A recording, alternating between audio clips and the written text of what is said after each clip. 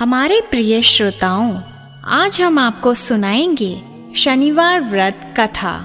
आज इस अंक में हम बताएंगे कि किस तरह शनिदेव की पूजा अर्चना कर उन्हें खुश किया जाता है।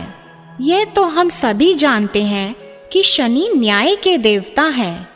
हमारे कर्मों का फल देने का पूरा कार्यभार शनिदेव पर ही है, लेकिन कई लोग शनिदेव को एक बुरे देवता के रूप में देखते हैं। शनिदेव अगर किसी को उसके बुरे कार्यों की सजा देते हैं तो उसके अच्छे कार्यों के लिए उसको अच्छा फल भी देते हैं।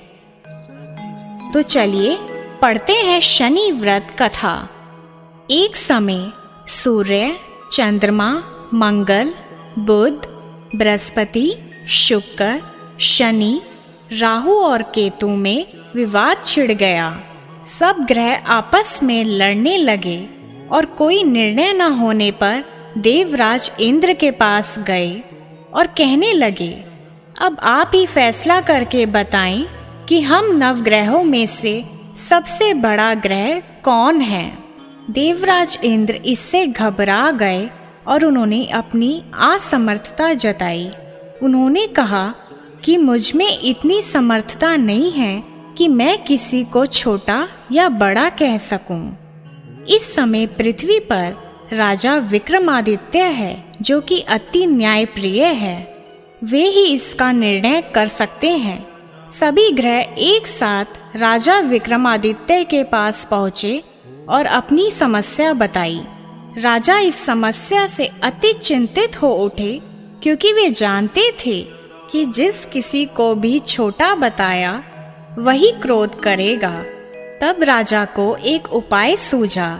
उन्होंने सुवर्ण, रजत, कांस्य, पीतल, सीसा, रांगा, जस्ता और लोहे से 9 सिंहासन बनवाए और उन्हें इसी क्रम से रख दिया। फिर उन सब से निवेदन किया कि आप सभी अपने अपने सिंहासन पर स्थान ग्रहण करें। जो अंतिम सिंहासन पर बैठेगा वही सबसे छोटा होगा। इसी अनुसार लोहा सिंहासन सबसे बाद में होने के कारण शनिदेव सबसे बाद में बैठे, तो वही सबसे छोटे कहलाए। उन्होंने सोचा कि राजा ने यह जानबूझकर किया है। उन्होंने गुस्से में राजा से कहा, राजा, तू मुझे नहीं जानता।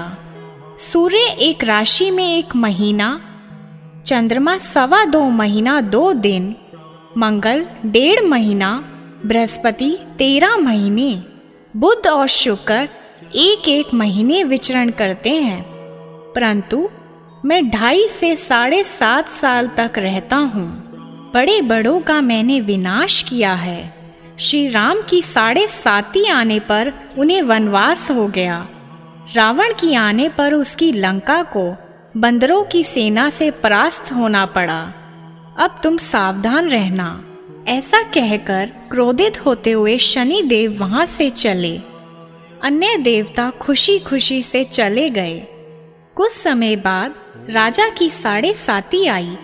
तब शनिदेव घोड़ों के सौदागर बनकर वहां अनेक सुंदर सुंदर घोड़ों के साथ आए। राजा ने यह समाचार सुनकर अपने अश्वपाल को अच्छे घोड़े खरीदने की आज्ञा दी। उसने कई अच्छे घोड़े खरीदे और एक सर्वोत्तम घोड़े को राजा को सवारी करने के लिए दिया। राजा जैसे ही उस पर बैठा, वह घोड़ा तेजी से वन की ओर भागा। घोड़ा घने जंगल में जाकर राजा को छोड़कर अंतर ध्यान हो गया। तब राजा भूखा प्यासा भटकता रहा। तब एक ग्वाले ने उसे पानी पिलाया। राजा ने खुश होकर उसे अपनी अंगूठी दी। वही अंगूठी देकर राजा नगर को चल दिया और वहां उन्होंने अपना नाम उज्जैन निवासी वीका बताया। वहां एक सेठ की दुकान से उन्होंने जल इत्यादि पिया और कुछ देर विश्राम भी किया। भाग्यवश उस दिन सेठ की बड़ी बिक्री हुई। सेठ उसे खाना इत्यादि कराने के लिए खुश होकर अपने साथ घर ले गया। वहां उसने एक खूंटी पर देखा कि एक हार टंगा है जिसे खूंटी निगल रही थी। थोड़ी देर में पूरा हार गायब था। तब सेठ ने आने पर देखा कि हार गायब है। उसने समझा कि वीका ने ही उसे चुराया है। उसने वीका को कोतवाल के पास पकड़वा दिया। फिर राजा ने भी उसे चोर समझकर हाथ पैर कटवा दिए और नगर के बाहर फिकवा दिया गया। वहां से एक तेली निकल रहा था जिसे दया आई और उसने वीका को अपनी गाड़ी में बिठा लिया। वह अपनी जीभ से बालों को हाँकने लगा। उस काल राजा की शनि दशा समाप्त हो गई। वर्षा काल आने पर वह मल्हार गाने लगा। तब वह जिस नगर में था वहां की राजकुमारी मन भावनी को वह इतना भाया कि उसने मन ही मन प्रण कर लिया कि वह उस राग गाने वाले से ही विवाह करेगी। उसने दासी को ढूंढने भेजा। दासी ने बताया कि वह एक चुरंगिया है, परंतु राजकुमारी ना मानी। अगले ही दिन से उठते ही वह अनशन पर बैठ गई कि विवाह करेगी तो उसी से। उसे बहुत समझाने पर भी जब वह ना मानी तो राजा ने उस तेली को बुला भेजा और विवाह की तैयारी करने को कहा। फिर उसका विवाह राजकुमारी से हो गया। तब एक दिन सोते हुए स्वप्न में शनिदेव ने राजा से कहा, राजन, देखो तुमने मुझे छोटा बताकर कितना दुख झेला है। तब राजा ने उससे क्षमा मांगी और प्रार्थना की कि हे शनिदेव, जैसा दुख मुझे दिया है किसी और को ना दे। शनिदेव मान गए और कहा, जो मेरी कथा और व्रत कहेगा उसे मेरी दशा में कोई दुख ना होगा। जो नित्य मेरा ध्यान करेगा और चींटियों को आटा डालेगा उसके सारे मनोरथ पूर्ण होंगे। साथ ही राजा को हाथ पैर भी वापस दिए। सुबह आंख खुलने पर राजकुमारी ने देखा तो वह आश्चर्यचकित रह गई। वीका ने उसे बताया कि वह उज्जैन का राजा विक्रमादित्य है। सभी अत्यंत प्रसन्न हुए। सेठ ने जब सुना तो वह पैरों पर गिरकर क्षमा मांगने लगा।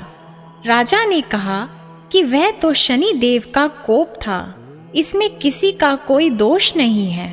सेठ ने फिर भी निवेदन किया कि मुझे शांति तब ही मिलेगी जब आप मेरे घर चलकर भोजन करेंगे। सेठ ने अपने घर अनेक प्रकार के व्यंजनों से राजा का सत्कार किया। साथ ही सबने देखा कि जो खूंटी हार निगल गई थी वहीं अब उसे उगल रही थी। सेठ ने अनेक मोहरे देकर राजा का धन्यवाद किया और अपनी कन्या श्री कवरी से पाणी ग्रहण का निवेदन किया। राजा ने उनकी प्रार्थना स्वीकार कर ली। कुछ समय बाद राजा अपनी दोनों रानियों मन भावनी और श्री कवरी को सभी दहेज सहित लेकर उज्जैन नगरी को चल दिए। वहां पुरवासियों ने सीमा पर ही उनका स्वागत किया। सारे नगर में दीप माला हुई और सबने खुशी मनाई। राजा ने घोषणा की कि मैंने शनिदेव को सबसे छोटा बताया था, जबकि असल में वही सर्वोपरि है। तब से सारे राज्य में शनिदेव की पूजा और कथा नियमित होने लगी। सारी प्रजा ने बहुत समय खुशी और आनंद के साथ बिताया। जो कोई शनिदेव की इस कथा को सुनता या पढ़ता है उसके सारे दुख दूर हो जाते हैं। व्रत के दिन इस कथा को अवश्य पढ़ना चाहिए। तो भक्तों, आइए जानते हैं शनिदेव व्रत की विधि। शनिवार के दिन शनिदेव की पूजा होती है। इस दिन काला तिल, तेल, काला वस्त्र, काली उड़द शनिदेव को अत्यंत प्रिय है, इसलिए इसी से इनकी पूजा होती है। शनिदेव का स्तोत्र पाठ करें, इससे भी आपको लाभ प्राप्त होगा। शनिवार का व्रत यूँ तो आप वर्ष के किसी भी शनिवार के दिन शुरू कर सकते हैं, परंतु श्रावण मास में शनिवार का व्रत प्रारंभ करना अधिक मंगलकारी है।